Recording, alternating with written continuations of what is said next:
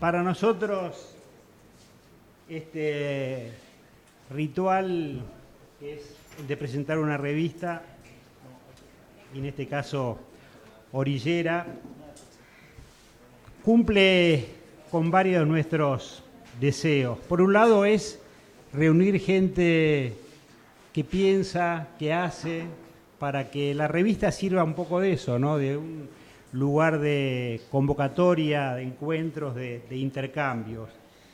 En este número particularmente tiene un significado mayor por la calidad y la actividad de las personas que nos acompañan en la mesa.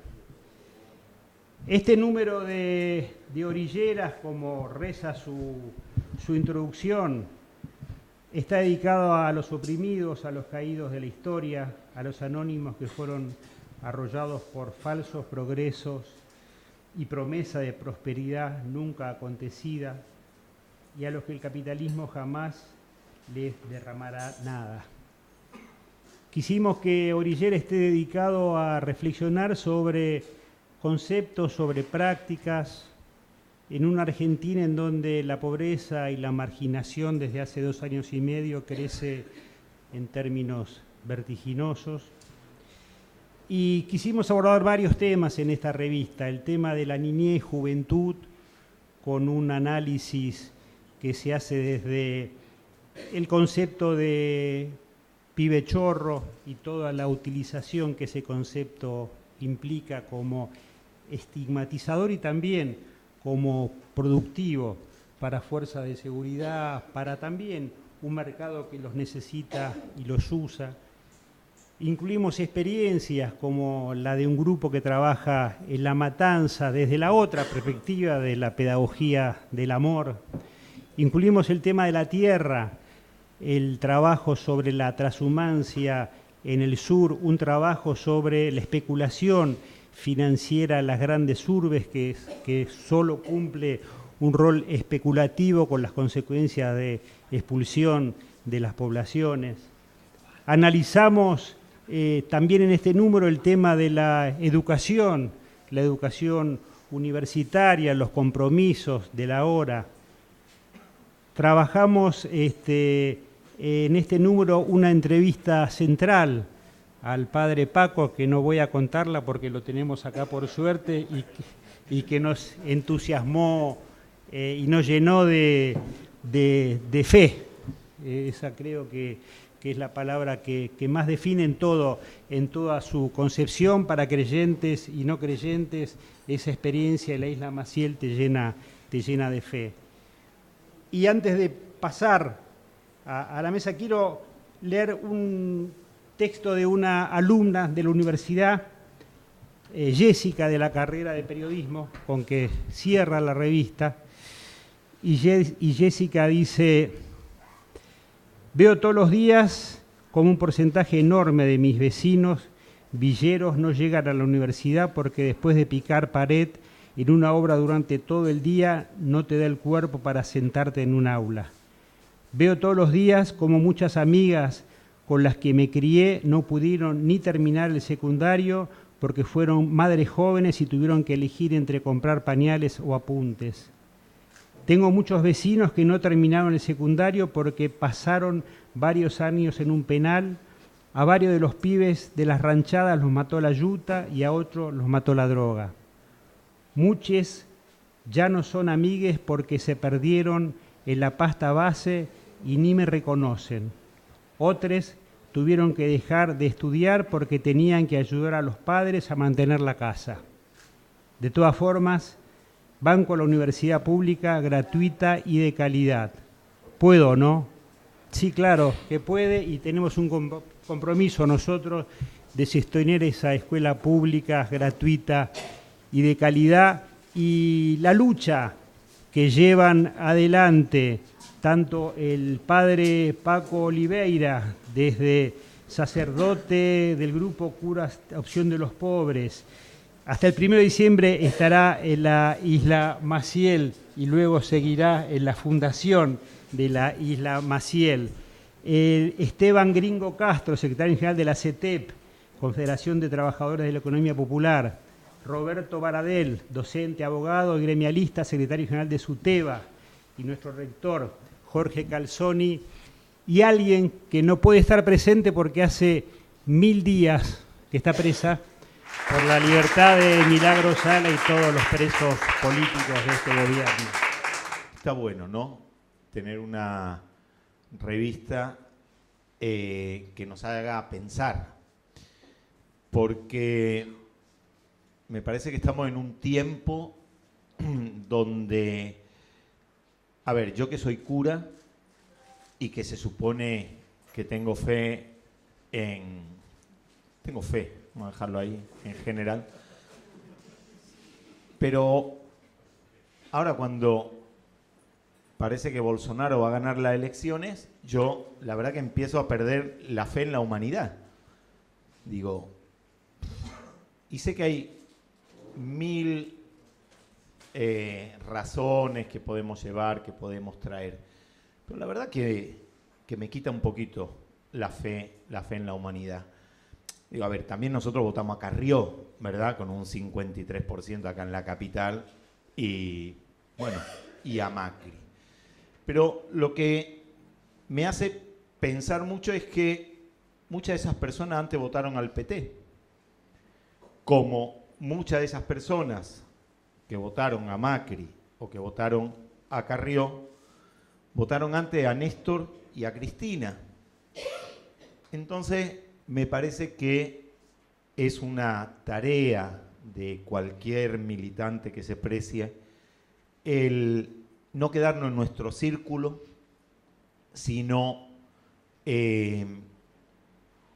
digamos, de alguna manera concientizar para que el día que votemos, no votemos solamente con el bolsillo pensando en mi propio bien, sino que pensemos en el conjunto de la sociedad. Entonces, en ese sentido, me parece que está bueno tener revistas que nos ayuden a pensar, y en este tiempo donde con este aparatito casi podemos arreglarnos la vida, poder tener una revista en papel que uno pueda de alguna manera subrayarla, me parece importante. Cuando recién le vi al gringo, le dije que lo vi en la primera foto, en una foto en primera fila, en La Nación, de la misa del sábado, ¿no? Ahí en Luján. La misa de Moyano, ¿sí? Porque así la presentó La Nación y así la presenta Clarín. La misa de Moyano. Lo digo en el mismo sentido. Que nos ayuden a abrir la cabeza. Porque esa fue, para La Nación y para Clarín, la misa de Moyano. Digo, los curas estamos acostumbrados a que nos pidan una misa por determinadas cosas, por alguien que falleció, por alguien que tiene un problema de salud. Y ojalá que este gobierno pidiera una misa por la paz, el pan y el trabajo. Sería, y seguramente se le celebraría también. Lo que pasa que sería una toma de posición. Sería decir, bueno, nosotros queremos que en nuestra patria haya paz y no represión a cada movimiento social, a cada vez que toman preso un pibe, como el pibe de Quilmes que pudimos ver. Sería que a lo mejor se dan cuenta de que en nuestra patria está faltando el trabajo y que eso no es designio divino, y que en nuestra patria está faltando el pan en la tierra que da pan a casi toda nuestra humanidad.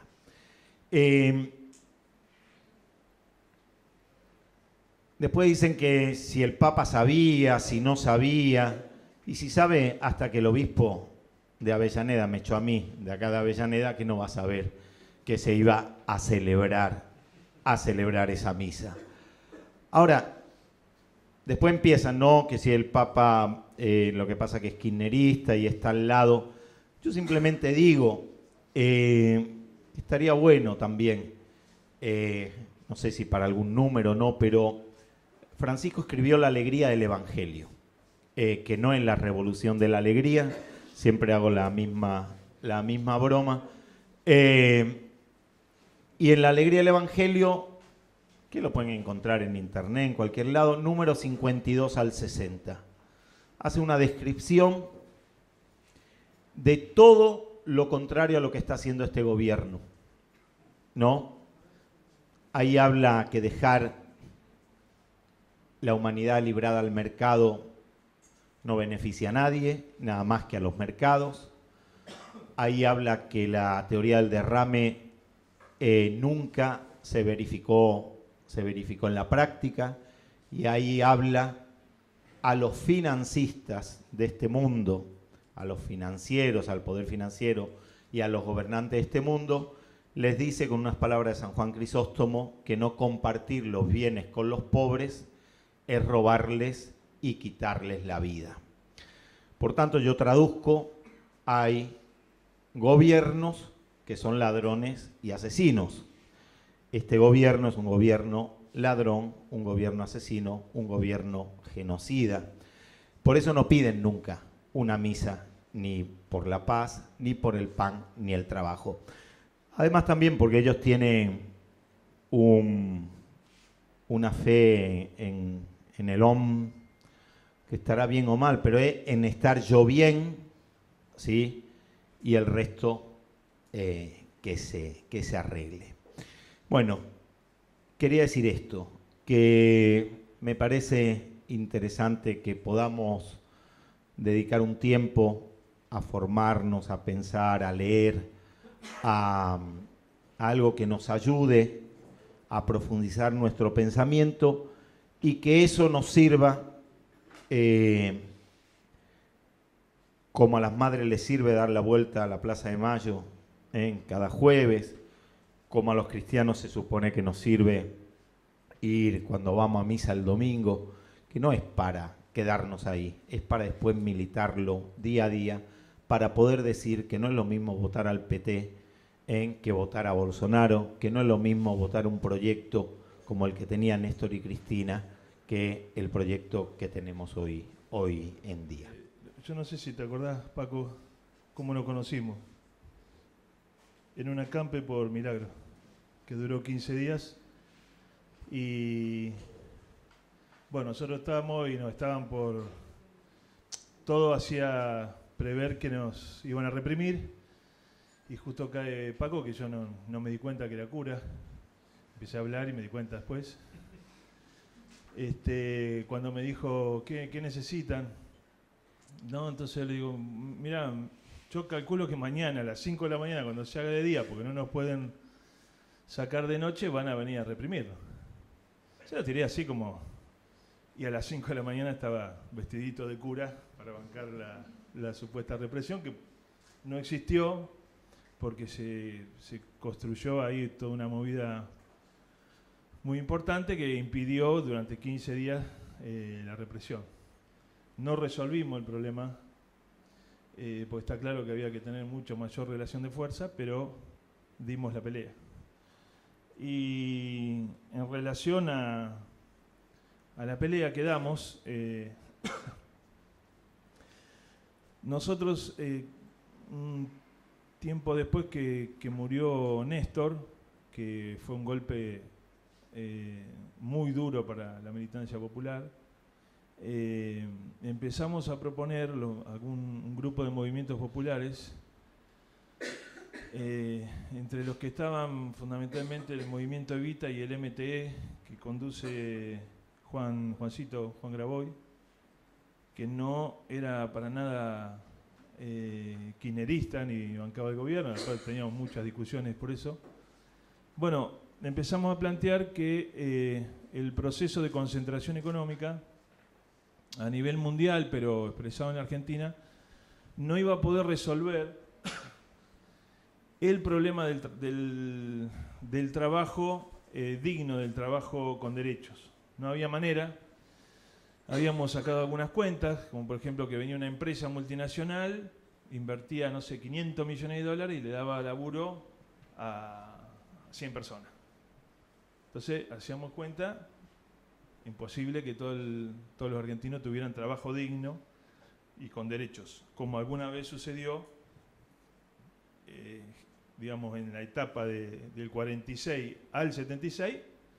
Nosotros podemos decir que con la llegada del peronismo, aún habiéndolo sacado del poder a Perón, por un proceso de resistencia, que fue la resistencia peronista y todas las luchas para la vuelta de Perón, todavía llegó a haber un 3-4% de desocupación, que era el tiempo que vos tardabas entre quedarte sin laburo y los 10 días en los que conseguías trabajo. Así que era una joda esa desocupación, estaríamos saltando una pata. A partir del 76, y además porque era un proyecto político, se viene un proceso donde aparece mucho el cuentapropismo, ¿no? La idea de que vos laburás por cuenta propia, que es un verso absoluto. Laburás por cuenta propia porque no tenés laburo. Y cada vez eso se hacía una bola de nieve, cada vez mayor.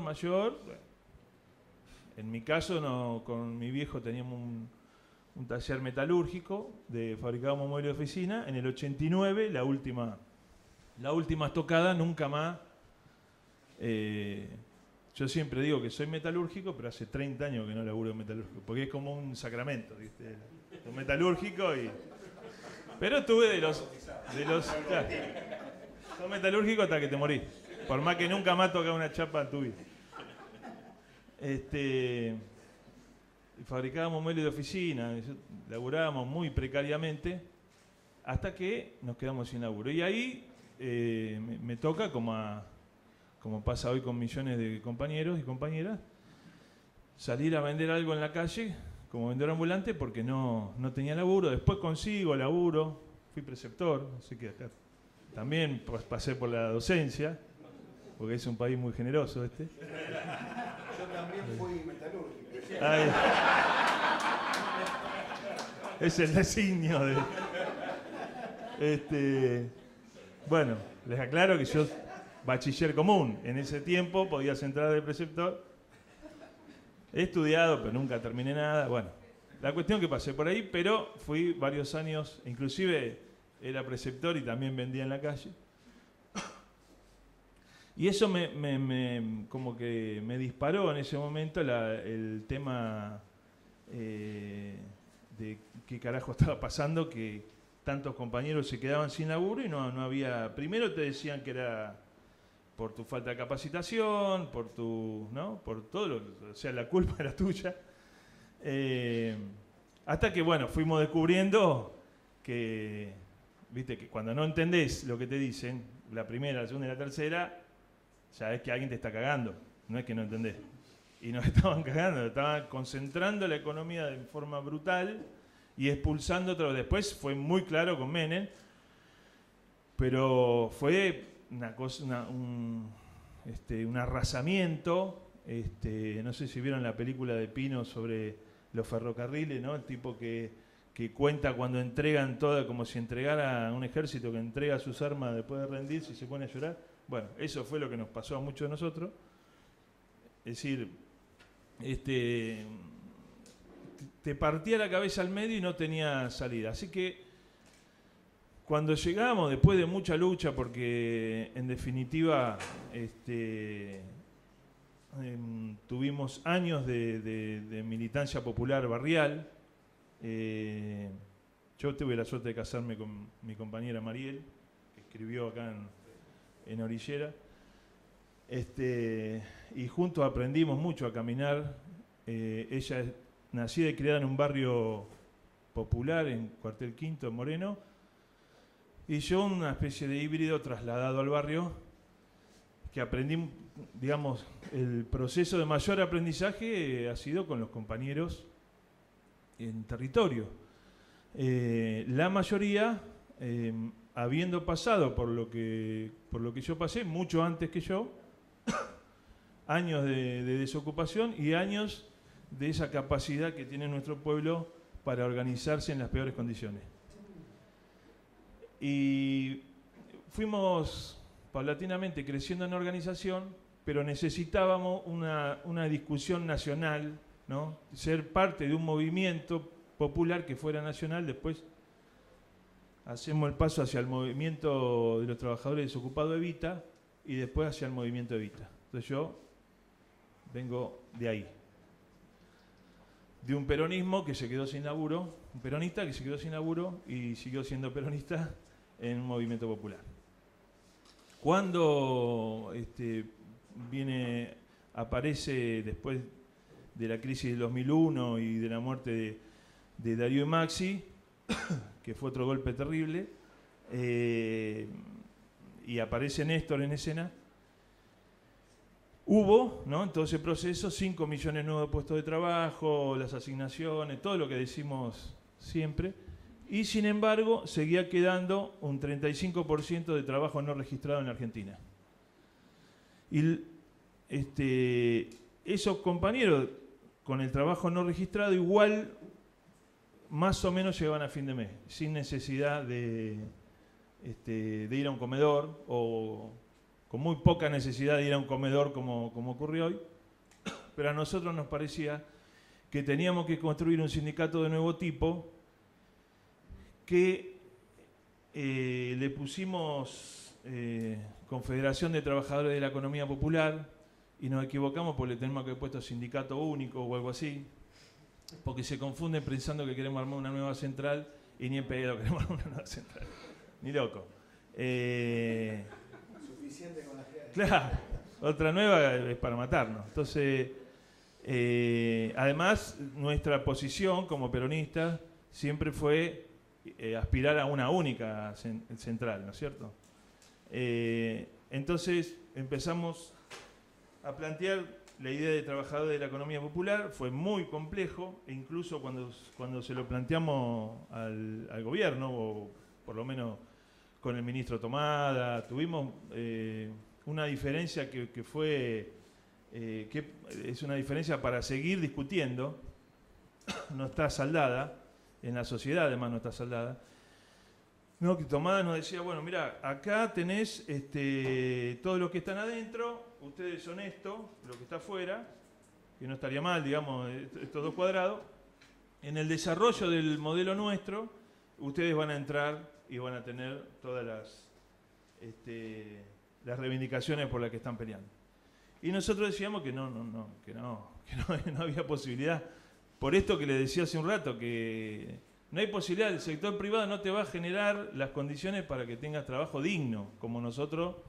Yo lo vi, a ver, cuando murió Perón yo tenía 8 años, pero lo vi. Todo el mundo tenía laburo. Yo era un pibe que vivía en la clase media baja, bastante más baja que clase media, pero vivía en la calle. Vivía, o sea, el patio de adelante de mi casa era la calle. Y hoy voy al mismo lugar donde yo me crié y no hay un solo pibe en la calle. Están todos metidos adentro con miedo, terror de que les pase algo. Entonces, fíjense lo que es el pleno empleo, las cosas maravillosas que genera en nuestro pueblo. Entonces, nosotros decíamos, mirá, a nosotros nos parece que construyendo las ramas de la economía popular, para nosotros en el reciclado, la venta ambulante, las cooperativas de todo tipo que organizamos nosotros, haciéndonos cargo de en los barrios populares, lo que salió ahora, ¿no? En los barrios populares, poder hacernos cargo de la obra pública. Todo eso generaría trabajo. Podríamos con el monotributo social construir una obra social que les dé salud, o sea, todo en términos reivindicativos. Nunca lo planteamos para, por supuesto, yo ni loco, para desestabilizar el proceso. Pero estábamos viviendo un proceso muy complejo porque bueno, a Cristina le estaban pegando durísimo los grandes grupos económicos, que era lo que se venía en Latinoamérica, tratando de forzar que el gobierno explotara por los aires. Y después, bueno, las peleas, digamos, que se fueron dando, tanto con Moyano, con distintos sectores, debilitó nuestra propuesta. Lamentablemente, esa propuesta debilitada mejoró cuando llega este gobierno, porque si bien teníamos diferencias dentro incluso de la propia CETEP respecto del gobierno, si eras o no kirchnerista, que eso era un despelote, nos pusimos todos de acuerdo que este gobierno claramente no era nuestro, era un gobierno que venía a generar un ajuste. Si lo podía hacer al principio o al final. En ese periodo, sobre todo 2016, nos pusimos de acuerdo incluso con otros movimientos populares como la CCC y Barrios de Pie, que ya se habían alejado del kirchnerismo. Bueno, la CCC creo que nunca estuvo, pero el Barrio de Pie ya se había alejado hace mucho. Incluso nosotros hemos tenido peleas callejeras entre nosotros por esos temas. Pero nos pusimos de acuerdo que había que construir un gran frente de movimientos populares y junto con el movimiento obrero en todas las centrales sindicales para poner una resistencia al proceso de ajuste que seguro que se iba a venir. En el 2016, ¿no? Ahí está la discusión si gradualismo sí, gradualismo no. En realidad venían a por todo de entrada. Nosotros, o sea, el 24 de febrero ya estábamos en una primera movilización. Antes le habíamos dicho que si no aumentaban determinadas cosas, le movilizábamos el 23 de diciembre y habían asumido el 10. Esto para los que dicen o que piensan, que también lo discuto con quien quieran, que nosotros fuimos funcionarios del gobierno, digamos. Quiero aclarar que nosotros le peleamos todo lo que sacamos lo peleamos en la calle. Entonces, el 24 de febrero, ATE propone una movilización, nosotros vamos, la CGT el 30 de abril, gran movilización, ahí cerró Moyano, me acuerdo, y movilizamos de vuelta, y después dijimos, bueno, ahora vamos a hacer una movida nuestra y vamos a pedir a los compañeros que nos acompañen. Y fue el 7 de agosto del 2016. Y nos acompañaron, más que nada los de la CTA. Vos viniste, ¿no? Más que nada los de la CTA porque la CGT todavía aparte no estaba... no, vino Palazzo también. Bueno, nos acompañaron sindicatos importantes de nuestro país. Ese día era un día domingo, llenamos la plaza de Mayo, un domingo, 7 de agosto, una cosa muy traída de los pelos. Y aparte, cuando nos movilizábamos, la gente salía de los edificios que antes nos escupían y aplaudían.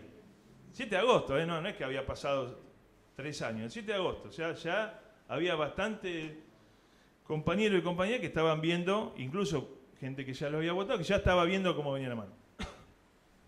Entonces, entre esa pelea de los movimientos populares, en unidad con la clase trabajadora, que nos permite ganar la ley de emergencia social, y la lucha, bueno, de los docentes, camioneros, o sea, los gremios más fuertes, sacándole, ellos querían un 20% de aumento en paritaria, y se llegó al 38%.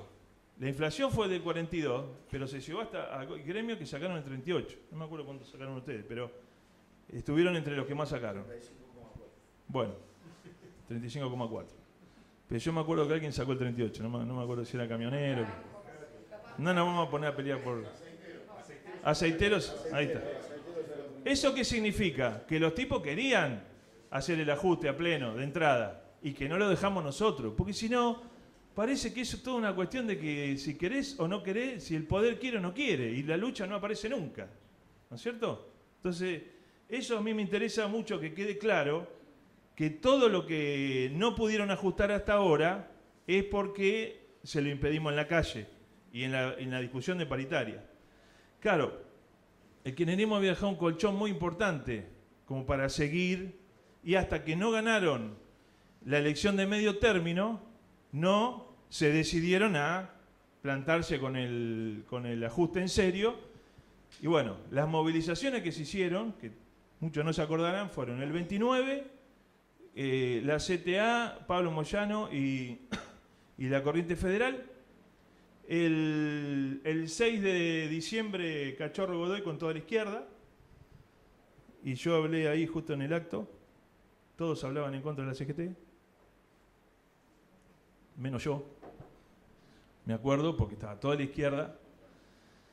Que es una discusión interesante tenerla.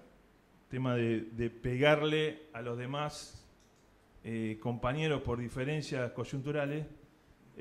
Bueno, es un tema también que me gustaría que me hagan alguna pregunta. Después, sí, así no expongo tanto tiempo y... Claro, el tema de la funcionalidad.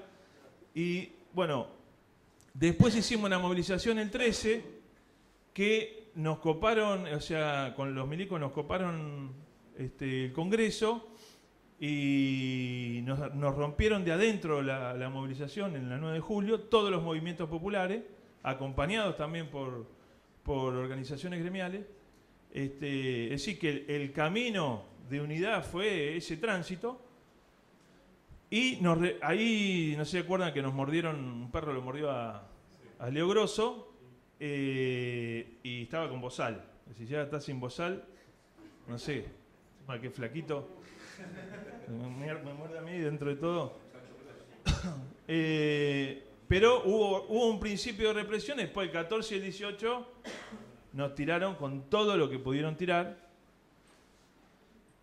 Y ahí eso fue, si se quiere, una derrota en términos de votos ahí en el Congreso, pero fue para mí el principio del fin de este gobierno en términos políticos. Ahí empieza la debacle política porque le sacaron 100.000 millones de pesos a los jubilados, no es poco.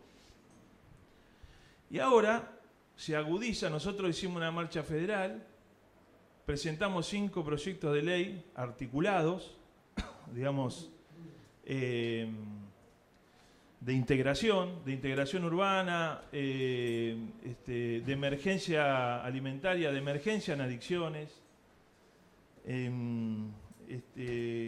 todo lo que tiene que ver con agricultura familiar.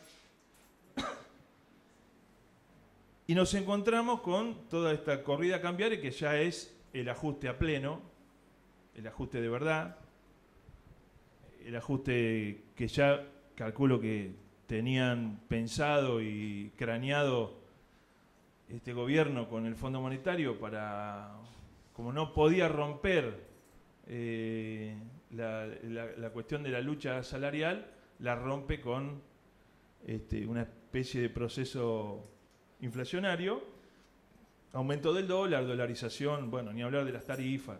Entonces ahora se viene el ajuste con todo. Y ahora, la verdad, nos estamos poniendo de acuerdo con todo, también con todo, con casi todos los que luchan, con los que están dispuestos a ir a la calle. Ahora, no sé, Roby capaz que también va a comentar, pero vamos a estar el miércoles en la calle. Nosotros no paramos de tener conflictos, algunos se conocen y otros no. Hoy nos metieron en cana en el 6 a 10 compañeros que son trabajadores de la vía pública. Todos los días tenemos serios problemas. Una compañera del movimiento argentino revolucionario que se comió casi los 45 días de acampe en Moreno por la muerte de Sandra y de Rubén, está presa acusada de extorsión. Una piba súper pobre, una piba de mi edad, súper pobre, luchadora, está presa y no la podemos sacar.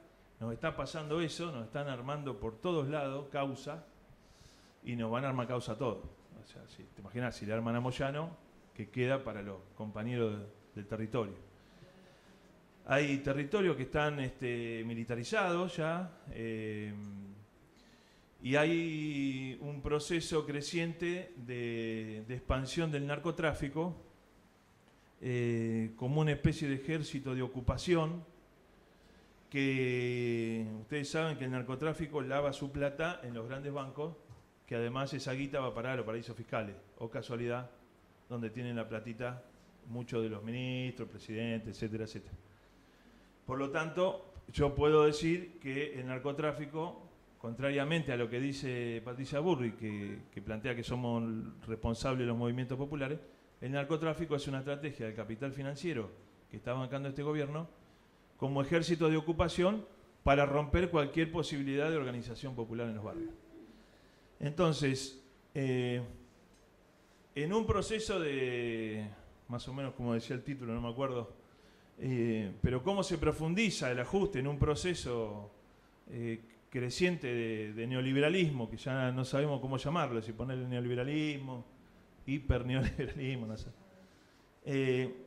Donde la tecnología avanza de forma, pero inusitada. Hoy me comentaba un compañero, Beiró, creo que es el compañero de aeronáutico, Beiró. Hola, ¿cómo estás? Me comentaba que fue a Singapur,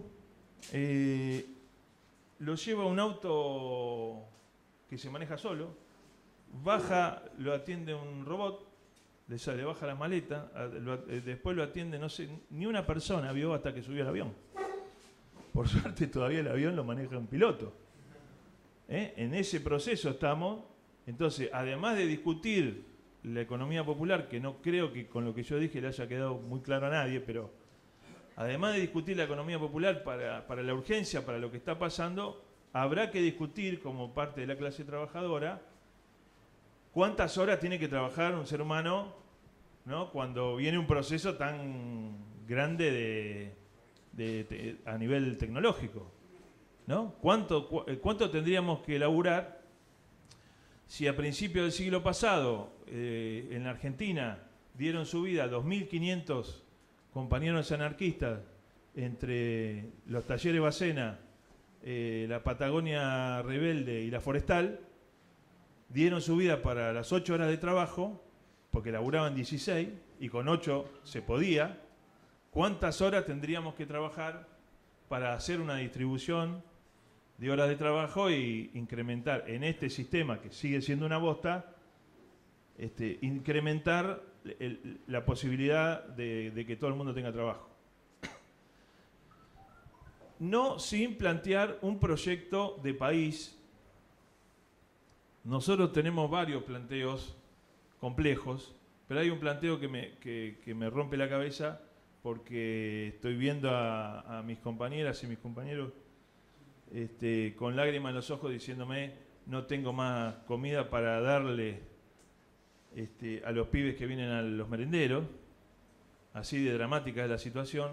La cuestión alimentaria no se puede resolver si hay 5 grandes productores de alimentos, empresas que producen alimentos, y 5 grandes distribuidores minoristas, que son los 5 grandes hipermercados de este país, que sin que nadie los vote, sin que nadie los conozca, definen todos los días quién come y quién no come en la Argentina.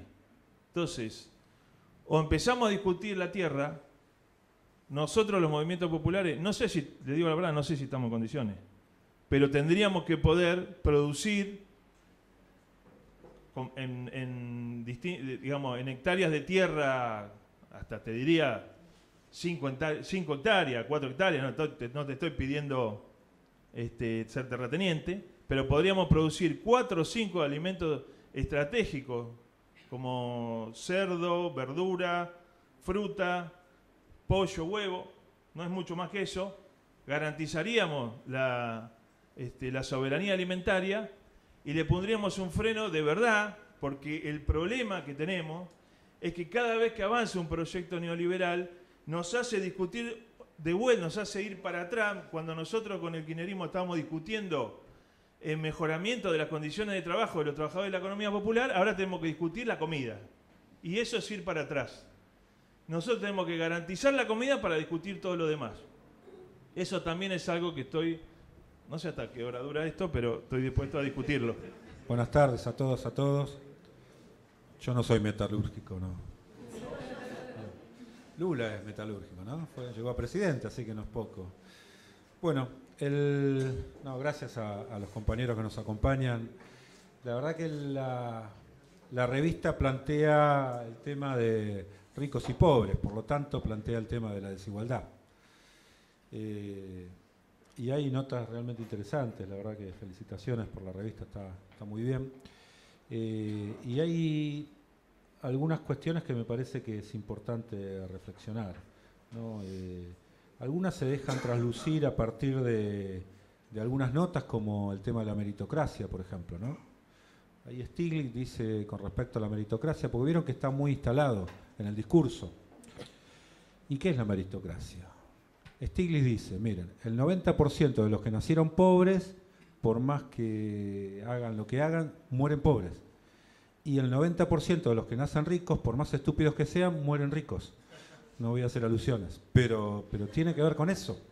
O sea, claramente hay un tema estructural que no lo resuelve solo el esfuerzo personal. O sea, el esfuerzo personal, por supuesto, que para estudiar, para trabajar, pero no se resuelve por ahí. Tiene que haber algo más, tiene que haber un proyecto colectivo. Hace muy poquito salió el informe de la FAO. América Latina debe tener alrededor de 626 millones de habitantes. Hay 39 millones de personas con hambre. Miren si tenemos desigualdad. Y hay 5 millones de niños con desnutrición infantil. Esos datos son patéticos. América Latina es el continente más desigual. Incluso ha retrocedido con respecto a Centroamérica.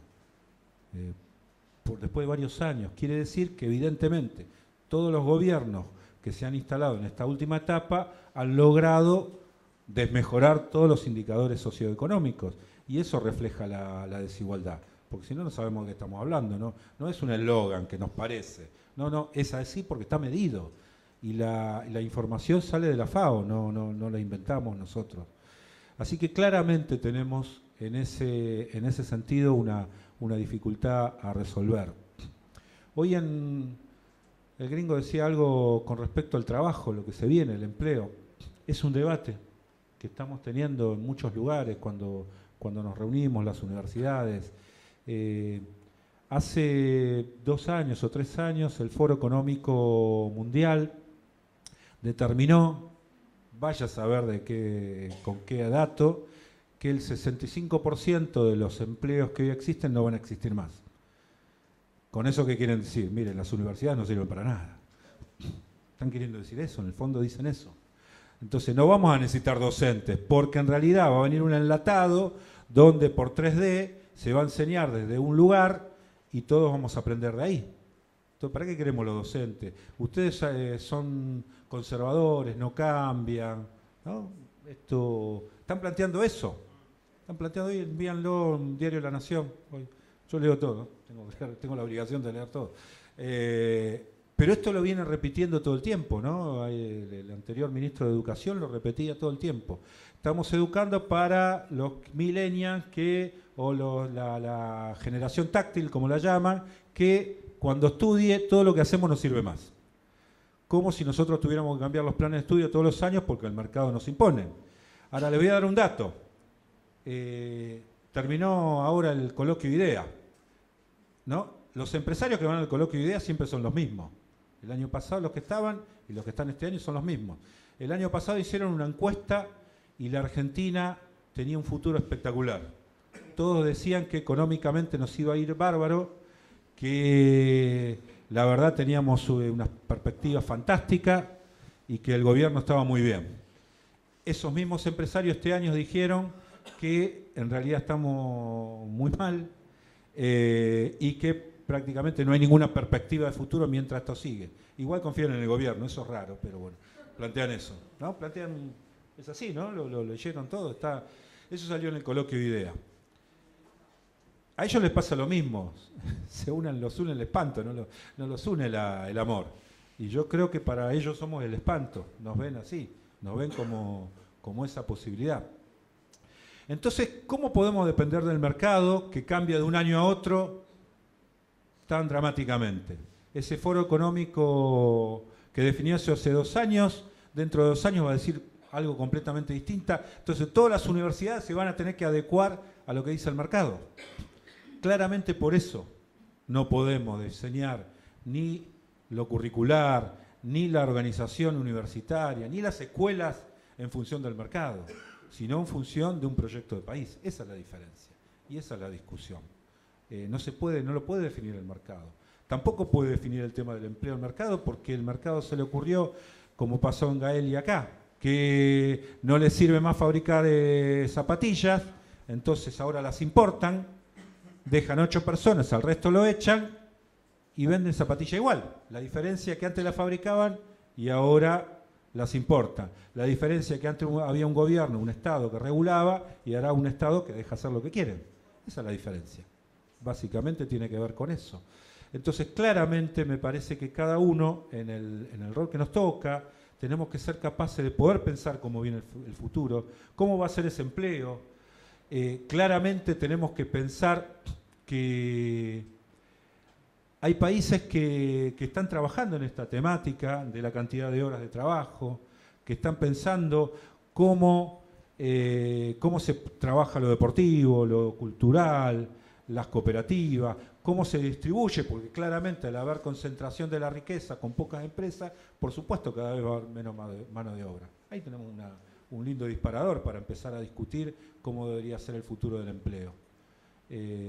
Y claramente, yo le decía a Roby, hay que plantearse qué vamos a hacer con la escuela del futuro. Nosotros la tenemos que discutir, no tenemos que dejar que nos impongan cómo va a ser la tenemos que discutir. En el fondo ellos nos quieren discutir, nos quieren hacer creer que somos conservadores, que no queremos discutir cambios, y la verdad es que tenemos que discutirlo, pero claramente necesitamos más docentes, no menos docentes. Hay cosas que no se reemplazan. Es más, en ese estudio, bastante gorila, entre comillas, dice que el rol del docente no se reemplaza.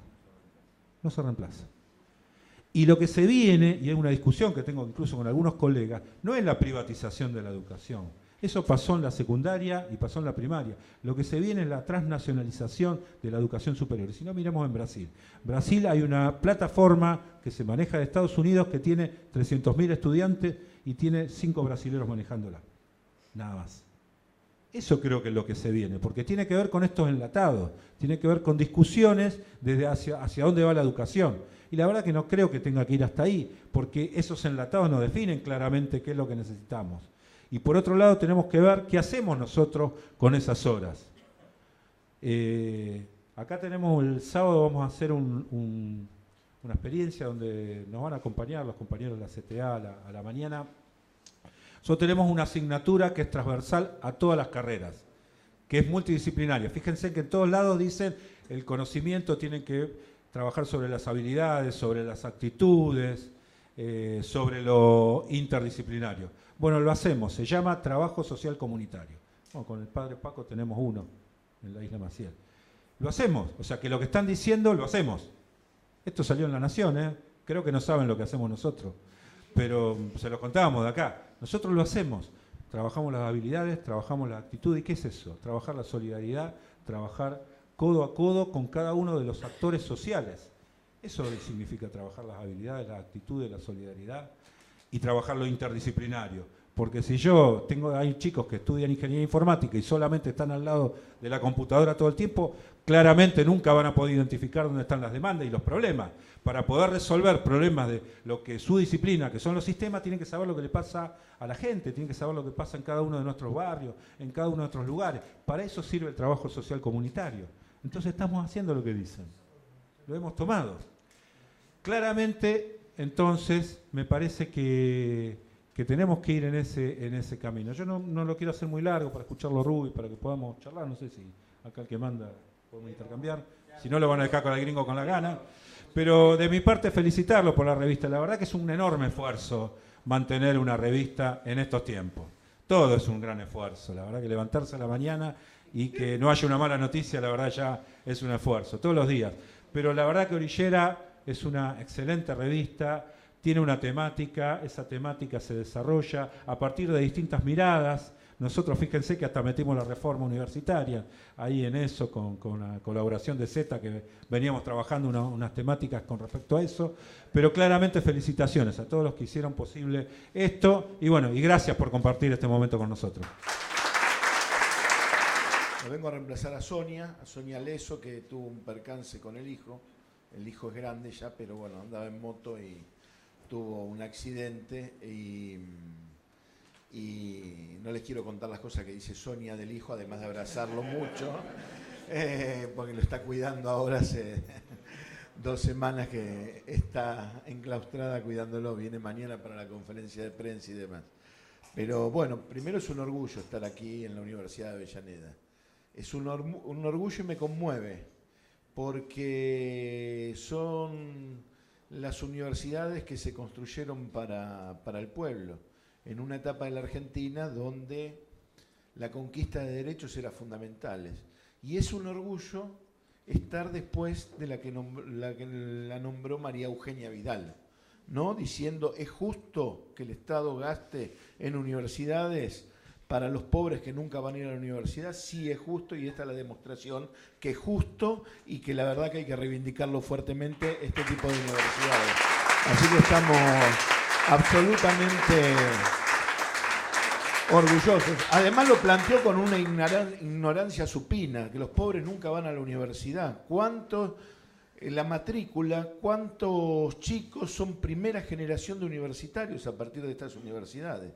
Pero lo peor de todo, que lo dijo adelante, no sé si fue del Rotary Club, en una serie de empresarios, que no son lo peor de todo, es parte de ese medio pelo que hablaba Jaureche, que no son esos grandes empresarios que concentran la riqueza. Seguramente muchos de esos empresarios que aplaudían a rabiar, hoy o cerraron la empresa o no llegan a fin de mes con el tema de los gastos, lamentablemente, ¿no? Pero bueno, es parte de la disputa cultural que nosotros tenemos que dar.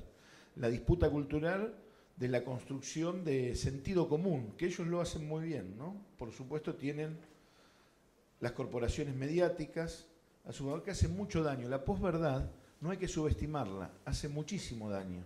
Fíjense lo que sucedió en Brasil y fíjense también lo que sucede en Argentina. Por eso hay transformaciones, cambios, reformas que nosotros nos tenemos que plantear llevar adelante. Por eso es muy importante la producción intelectual desde este lugar, con un compromiso social, con un compromiso político.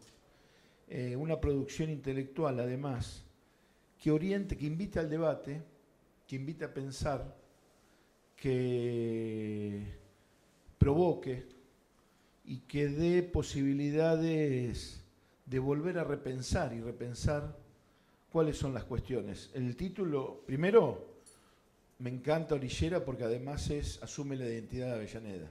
Y aparte es una palabra hermosa, no sé por qué, pero me encanta. Pero además asume la identidad de lo que es Avellaneda, de cómo se construyó Avellaneda. El puente fundamental, las orillas en Avellaneda. Y entonces me parece que la Universidad de Avellaneda, bueno, felicitarlo, es excelente. Pero además la tapa de la revista, Pobre del Rico, ¿no? ¿Cuántas interpretaciones puede tener eso, ¿no? Pobre del rico, el rico pobre en relación al rico, o pobre del rico por la poca capacidad intelectual que tiene de no reconocer al otro y ensimismarse en sus privilegios concretamente, y entonces la pobreza intelectual que tiene cuando discrimina, cuando excluye, cuando no piensa un país para el conjunto, o pobre del rico cuando los pobres hagan tronar el escarmiento, que también puede ser la otra interpretación que se le puede dar, ¿no? Así que bueno, me comprometo a leerla, y bueno, y estar en esta mesa, la verdad que es un lujo. Venimos dando la pelea hace mucho tiempo. Nosotros creo que, me permito una licencia, hablábamos antes cuando, tanto el domingo como hoy, disfruté mucho el diario Clarín, La Nación, y hasta un comentario en página 12 por la misa estuvimos todos por la misa del sábado. Perdón, padre, que voy a decir una cosa y dicen, bueno, esto es la misa de Moyano, bueno, y seguían insistiendo. Piñanelli fue el de la iniciativa en realidad, pero bueno, era la misa de Moyano, con todos los sectores, todo lo que significó eso, ¿no? Y lo que significa esa actividad y que esa ceremonia ecuménica, porque además de ser una misa, de haber oficiado el obispo una misa católica, fue una ceremonia ecuménica también, con diferentes congregaciones, con diferentes religiones. Y fue muy fuerte lo que plantearon. Claro que hizo eso generó un golpe muy fuerte.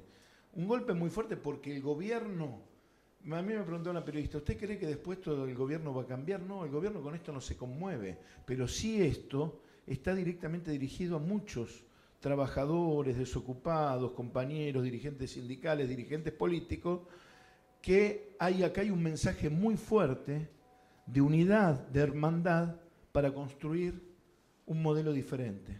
Un país digno de ser vivido por todos y por todas. Y por eso sí se tiene que preocupar el gobierno. ¿Y qué es lo que está preocupado? Por eso las críticas al Papa, las críticas a Francisco, a la Iglesia concretamente, pero desembosadas. Pero bueno, por una cuestión a veces tenemos alguna satisfacción individual que no tendría que ser, porque siempre la satisfacción es nuestra, en general es colectiva.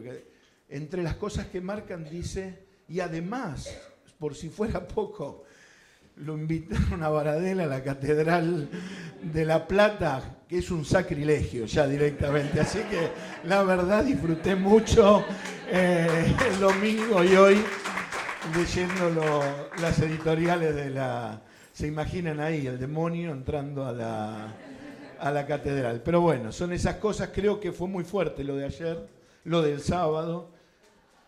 Fue muy bueno lo del 17 de octubre, hay que decirlo también. Lo de Merlo y lo de Tucumán. Más allá que nuestra posición mañana es el miércoles, no se puede aprobar el presupuesto. Ahí que tenemos que ir muy firme, hay que fuerte, porque aprobar ese presupuesto es aprobar un presupuesto que define el FMI, o sea que perdemos soberanía política, pero además es un presupuesto que va en contra del pueblo y los trabajadores. Y en términos educativos ni les cuento, además de lo que significa y lo que implica el recorte en educación, vamos muy firmes. Pero el tema del mensaje de unidad es importante. Hay dos cuestiones. El tema de la unidad y la descomposición que está teniendo este gobierno. Si no, lo de Carrió no hubiera sido... lo que hizo Carrió tiene que ver con síntomas de descomposición. No quiere decir que esté derrotado ni que nosotros hayamos ganado la batalla, ni mucho menos. Tenemos que ser muy inteligentes, todavía falta mucho, pero hay algunas cuestiones que son básicas. El tema de la construcción de unidad es una de esas construcciones básicas. Por supuesto que tiene que haber un programa para qué la unidad y cómo vamos a construir. ¿Cuál es el modelo que tenemos que construir? Un modelo basado en el mercado interno, en consecuencia en el salario de los trabajadores, bueno, con un montón de debate, incluye al comerciante, al pequeño productor, al pequeño empresario y por supuesto a los trabajadores de la economía informal, a los trabajadores estatales, a los trabajadores del sector privado, a las asociaciones de consumidores, inclusive partidariamente tiene que ser amplio. Creo que hay que ser capaces de construir una unidad muy fuerte, porque además es lo que nos dicen a nosotros en la calle cuando nos ven. Sigan peleando y únanse. Por eso el tema dentro del sindicalismo estamos intentando eso. El gringo Castro lo sabe que somos muy perseverantes en ir gambeteando las diferencias, ¿no? Porque uno tiene que ser muy claro. En momentos donde están las corporaciones arrasando con todo, no puede haber indefiniciones. Hay una contradicción principal y las demás son contradicciones secundarias. La contradicción principal hoy son las corporaciones y este gobierno, el capital financiero internacional, y del otro lado estamos los trabajadores y el pueblo, por más que algunos estén equivocados y no compartamos las ideas. Tenemos que ser capaces de definir claramente el tema de la contradicción principal y que nuestro pueblo entienda cuál es la contradicción principal. No quiere decir que después vamos a tener un ideal, pero necesitamos derrotar este ajuste y necesitamos derrotar al gobierno de los CEOs. Porque si esto sigue, la van a pasar muy mal. Hoy la están pasando muchos argentinos muy mal y la van a pasar mucho peor y muchos más argentinos la van a seguir pasando muy mal. Y en eso nosotros tenemos una responsabilidad desde la dirigencia política, dirigencia sindical, desde las escuelas, las universidades. Bueno, el tema de educación es fundamental. No solamente, pero la educación desde el nivel inicial hasta el nivel universitario. Eso es un valor que ha construido la Argentina. Son derechos que hemos conquistado. Y yo creo que tenemos a favor a la mayoría del pueblo argentino en ese sentido. Por eso hay que saber trabajar, hay que saber debatir y las estrategias que nos damos tienen que sumar al conjunto de la sociedad. Una educación que ellos critican mucho, claro, porque nosotros no queremos una educación para la resignación, planteamos otro modelo educativo. Nosotros no queremos enseñar que pobre subo siempre, porque eso es enseñar para la resignación. Nosotros queremos enseñar que un país tan rico como la Argentina, que produce alimentos para 400 millones de personas, y si somos 40 millones, y el tercio, más de un tercio, está por debajo de la línea de la pobreza, hay alguno que se queda con la riqueza de la mayoría de los argentinos y hay que luchar para distribuir la riqueza y para terminar con las injusticias en este país. Eso, apuntar para formar sujetos de derecho, críticos, capaces, que el conocimiento lo tomen no solamente en el marco del desarrollo individual, que les sirva para desarrollarse individualmente, sino que aporten a la transformación de la comunidad. Por supuesto, eso va en contra de lo que ellos quieren. Quieren una escuela que enseñen para la resignación, el disciplinamiento social, para el mercado, no para el trabajo. Y eso es uno de los debates. Lo que planteaban ustedes con respecto a lo que planteaba Jorge Bosch con el tema del futuro del trabajo, y lo planteaba el gringo también, es un debate que en el mundo que además está avanzando, porque tiene que ver con la concentración de la riqueza y que tiene que ver con el acceso a la tecnología. Y quien tiene mayor concentración de la riqueza tiene acceso a la tecnología. ¿Y qué es lo que pretende como objetivo fundamental el que concentra la riqueza? Concentrar mayor riqueza. No es que tienen la riqueza para ser distribuida, porque tienen un fin. No, es para seguir concentrando la riqueza. El tema del Uber, la uberización de muchas actividades, se está dando en Brasil con el tema de la docencia. Hoy llaman por teléfono a un profesor que se anota en una lista con una aplicación y van a dar clases. Empezaron con eso. En Brasil están avanzando fuertemente con ese tipo de cosas. Y vos decías lo de los autos, los camiones. Los camiones se manejan solos. Entonces, y hay un montón. Entonces lo que tenemos que discutir, sí, es verdad, el futuro del trabajo. La OIT el año que viene, ojalá estamos tratando de que vaya Francisco a la OIT. ¿Por qué? Porque tendría que plantear todo esto. La OIT el año que viene cumple 100 años. La OIT, ustedes saben que es un organismo internacional tripartito, en el que se sienten representados, estamos representados los trabajadores, los gobiernos y los empresarios. Y el año que viene se cumplen 100 años y el lema, la discusión es el futuro del trabajo.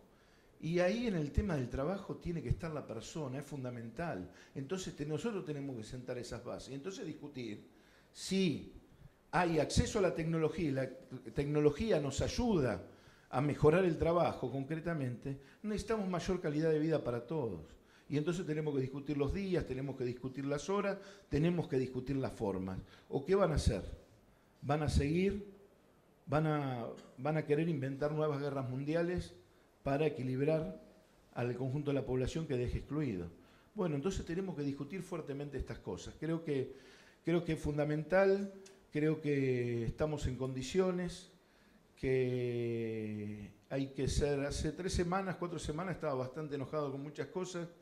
No es que me volvió el optimismo, pero siento que lo de Luján, lo del 17 de octubre, otras cuestiones, nosotros nunca resignamos el tema de la pelea, les aclaro, no se lo tengo que decir, que empezamos desde que asumió este gobierno, ¿no?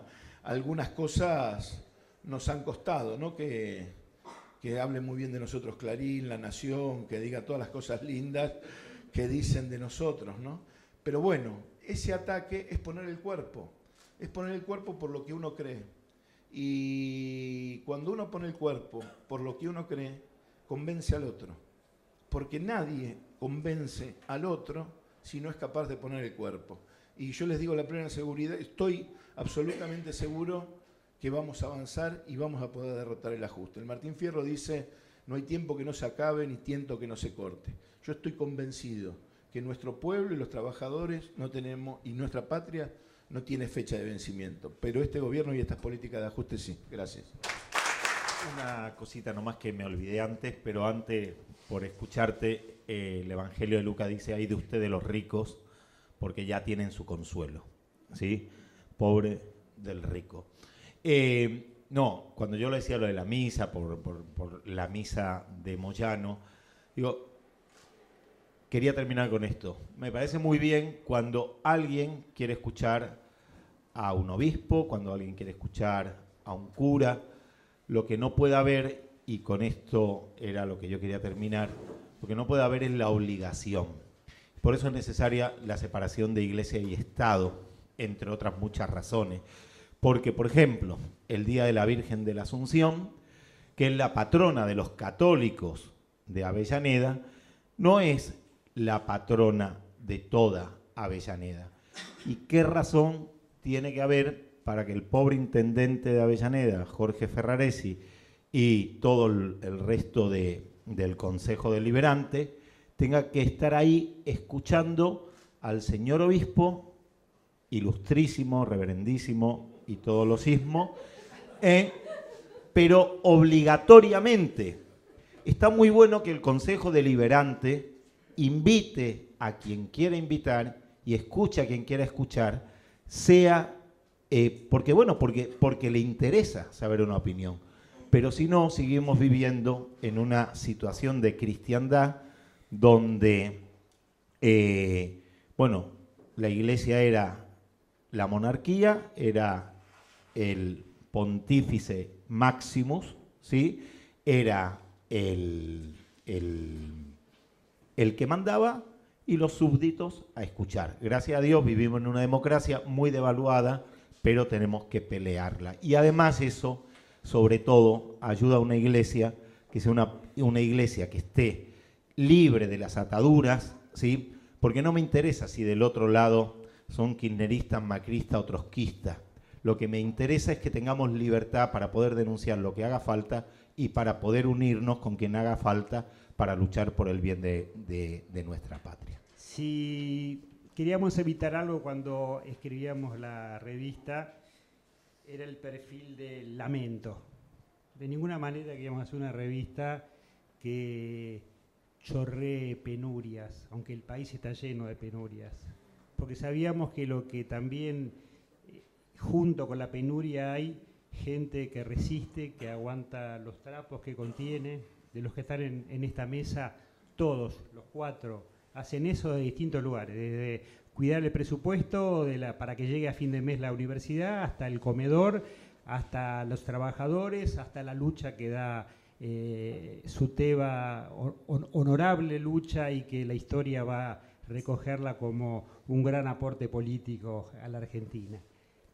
Y lo que quedó claro, además de contener, es que en esta mesa se habló de futuro. No solo con la fecha de vencimiento de este gobierno, que claramente está. Hay gente acá de artes audiovisuales. Cada día es un fotograma de la Argentina que va demostrando la decadencia de un gobierno. Cuando vieron los libritos esos de dedo que se mueven, nosotros miramos hoja por hoja y siempre hay una curva para abajo. Cuando miremos toda la película, dentro de, pongamos 2019, vamos a ver una película completa de decadencia. Por eso tenemos que pensar en el futuro. Y acá se habló del trabajo y el futuro, se habló de la educación y el futuro. Y abro el diálogo y los invito, porque también el gringo tiró ese desafío, hablemos del futuro también, hablemos de cómo imaginamos el trabajo, cómo imaginamos la educación. Muchas veces las urgencias no nos permitieron ver lo importante, muchas veces no lo vimos, y me parece que la historia está para que hagamos experiencia de esas cosas que no vimos, que no pudimos y que necesariamente tenemos que encarar.